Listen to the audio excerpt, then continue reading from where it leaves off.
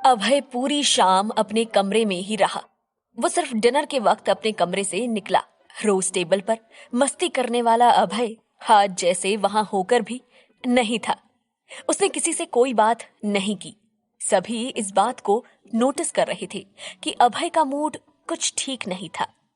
अभय ने जल्दी से अपना खाना खत्म किया और बोला, सॉरी पर मेरे सर में बहुत दर्द हो रहा है, इसलिए मैं अपने रूम में जाकर आराम करना चाहता हूँ। कोई बात नहीं बेटा, तुम आराम करो और दवाई या किसी भी चीज की जरूरत हो तो बता देना, नीलम ने कहा। अभय के जाने के बाद नीलम बाकी घर वालों से बोली, ये चुन्नू को क्या हो गया है? आज से पहले तो उसने इस तरह से कभी बिहेव नहीं किया। फिर वो विशाल जी की ओर देखकर बोली, आपको क्या लगता है मैं जाकर उससे बात करूं? पूछती हूँ आखिर बात क्या है। उफो नीलम, तुम भी ना। अरे कोई बात नहीं है, उसने कहा ना कि वो इन सब बातों के लिए तैयार नहीं था और हमारे कहने से वहां चला तो गया पर शायद कोई बात नहीं कर पाया होगा या घबरा गया होगा। ये बहुत कॉमन फीलिंग है। वैसे गलती तो हमारी भी है, हमें पता है उसका स्वभाव कैसा है, फिर भी हमने उसे वहां भेज दिया। उसे थोड़ा टाइम तो दो, वो ठीक हो जाएगा। विशाल जी बोले। पता नहीं क्यों पर अंशु को लग रहा था कि बात कुछ और है। भैया तो वहां से इस शादी के लिए मना करने ही गए थे और वही करके भी आए हैं, पर फिर इतना परेशान क्यों है? इधर अभय अपने कमरे में आ गया था। वो बेड पर लेट गया। वो सोने की कोशिश कर रहा था पर उसके दिल में रह रहकर टिस उठ रही थी। वो करवटें बदल रहा था। तभी अंशु पानी की बोतल लिए उसके कमरे में आया। अभय के कमरे की लाइट्स ऑफ थी। अंशु ने सोचा अभय सो गया है। वो पानी की बोतल उसके सिरहाने रखकर टेबल पर छोड़कर धीरे से पलटा और वापस जाने लगा। तभी अभय ने उसे आवाज लगाई, अंशु, क्या हुआ? कुछ काम था क्या? अंशु ने वापस आते हुए कहा, कुछ नहीं भैया, बस पानी रखने आया था। आज आप अपनी पानी की बोतल लाना भूल गए थे ना? वैसे आप जाग रहे हो भैया, मुझे लगा आप सो गए, इसलिए मैं वापस जा रहा था। वैसे अगर आपको नींद नहीं आ रही है तो हम बात कर सकते हैं। हाँ बोलना, बैठ, अभय ने कहा। अंशु नजदीक आकर बेड पर बैठ गया।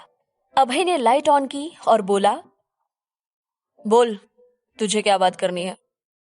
वैसे मैं जानता हूं तू क्या बात करने आया है। भैया, जब से आप उस लड़की से मिलकर आए हो बहुत परेशान हूं। क्या हुआ है भैया? उस लड़की से बात हुई क्या आपकी? अब उसने आपको कुछ कहा क्या? प्लीज बताओ ना। आप इतने दुखी हो कि क्या हुआ वहां? कैसी थी वो लड़की? अंशु ने बहुत परेशान लहजे में कहा, वो लड़की सुल्लू ही थी। अभय ने धीरे से कहा, सुल्लू जी? कौन सुल्लू जी? अंशु ने पूछा और अभय की ओर गौर से देखा। अब अभय की आंखों में आंसू तैर रहे थे। अभय ने कोई जवाब नहीं दिया, बस अर्थपूर्ण निगाहों से अंशु की तरफ देखा। अभय को देखकर अंशु को जैसे कुछ समझ आ गया। उसने पूछा, मतलब कहीं वो एक्सीडेंट वाली लड़की तो नहीं? हाँ वही, अभय ने बहुत ही रुआंसे होकर बोला। ना चाहते हुए भी दो आंसू उसकी आंखों से छलक गए। अभय का ये जवाब सुनकर अंशु एकदम शॉक्ड हो गया। उसने बोला, आपका मतलब जिससे आपके रिश्ते की बात चल रही है वो लड़की सुल्लू है, वही एक्सीडेंट वाली जिससे आप प्यार करते हो? हाँ वही है, अभय ने फिर धीरे से कहा। अरे फिर तो ये बहुत खुशी की बात है भैया, आप परेशान क्यों हो? ये तो सारा मामला खुद ब खुद सुलझ गया। किस्मत भी आपके साथ है, अंशु ने कहा। अगले ही पल कुछ सोचकर अंशु के चेहरे से हंसी गायब हो गई। उसने गंभीर होकर पूछा, भैया आपने तो कहा कि आपने इस शादी से मना कर दिया, ऐसा क्यों? अगर ये वही लड़की है तो फिर आपने मना क्यों किया? सब कुछ अपने आप सेट हो रहा था, फिर आप पीछे क्यों हट गए? और अब ये आंसू? मुझे कुछ भी समझ नहीं आ रहा भैया, प्लीज प्लीज प्लीज डिटेल में बताइए, आखिर हुआ क्या? अभय ने कॉफी हाउस में जाने से लेकर सुल्लू के साथ हुई सारी बातचीत अंशु को बता दी। साथ ही उसने अपने डाउट के बारे में भी अंशु को बताया, क्योंकि उसे लग रहा था कि सुल्लू किसी और को पसंद करती है अंशु ने सब बहुत ध्यान से सुना और उसके बाद वो भी अभय की तरह बहुत परेशान हो गया। उसे समझ नहीं आ रहा था कि अब वो अभय को क्या कहे। उसे भी यही लग रहा था कि जरूर सुल्लू की जिंदगी में कोई और लड़का होगा, तभी उसने शादी से मना कर दिया। कोई और वजह तो उसे भी समझ नहीं आ रही थी, पर वो अभय को इस दर्द में नहीं देख पा रहा था। उसने कहा, भैया जरूरी नहीं कि उनकी लाइफ में कोई हो सकता है कि किसी और वजह से उन्होंने मना कर दिया हो। आजकल लड़कियां अपने करियर को लेकर बहुत एम्बिशियस होती हैं। ये भी हो सकता है कि ऐसी ही किसी वजह से उन्होंने मना किया हो। आपको एक बार उनसे बात करके क्लियर कर लेना चाहिए। नहीं अंशु, अब कुछ पता नहीं करना, अब सब खत्म हो गया है।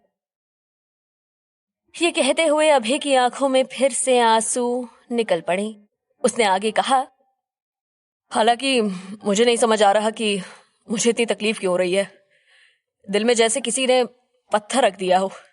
कुछ समझ नहीं आ रहा अंशु। अंशु ने आगे बढ़कर उसका हाथ पकड़ा। उसे भी समझ नहीं आ रहा था कि वो अपने भाई को कैसे समझाए। उसे याद आया कि जब अभय ने उससे सुल्लू के बारे में बताया था, तब उसकी आंखों में कितनी चमक थी, कितना एक्साइटेड था। अंशु ने अपने भाई को इतना खुश पहले कभी नहीं देखा था।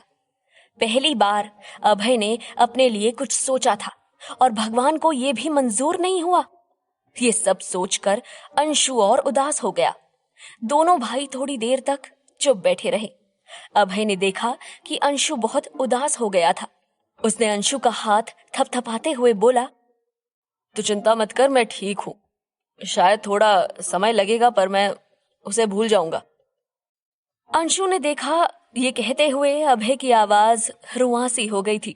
उसने धीरे से कहा, हाँ भैया, मुझे लगता है कि शायद यही ठीक रहेगा। भैया मुझे सचमुच बहुत बुरा लग रहा है, पर शायद वो आपकी किस्मत में नहीं है। पर आप ज्यादा परेशान मत होइए भैया, आपकी किस्मत में इससे भी अच्छा कुछ होगा। चल अब तू जाकर सो जा, मुझे भी नींद आ रही है, अभय ने कहा। भैया good night, take care, Anshu ने कहा और वो वहां से चला गया। अभय ने लाइट्स ऑफ की और सोने की कोशिश करने लगा, पर उसे बिल्कुल भी नींद नहीं आ रही थी। उसने अपना मोबाइल चेक किया, 2 मिस्ड कॉल्स थे। उसने देखा तो वो स्पैम कॉल्स थी। वो कॉल रिकॉर्ड से बैक करने ही वाला था कि उसकी नजर एक और नंबर पर गई, जिससे उसे आज सुबह कॉफी हाउस में कॉल आई थी। ये सुल्लू का नंबर था। उसे याद आया उस समय तक वो कितना खुश था। फिर उसे सब याद आ गया और वो दुखी हो गया। उसने सोचा, अब इस नंबर को रखने का कोई मतलब नहीं है, इसे डिलीट कर देता हूं। उसने उस नंबर पर टैप किया और उसे सेव कर लिया। हालांकि वो इसे डिलीट करना चाहता था, पर नहीं कर पाया। फिर उसने व्हाट्सएप ओपन किया और सुल्लू का नंबर सर्च किया। उसने सबसे पहले उसकी डीपी चेक की। डीपी में सुल्लू के साथ एक लड़का और एक लड़की थे।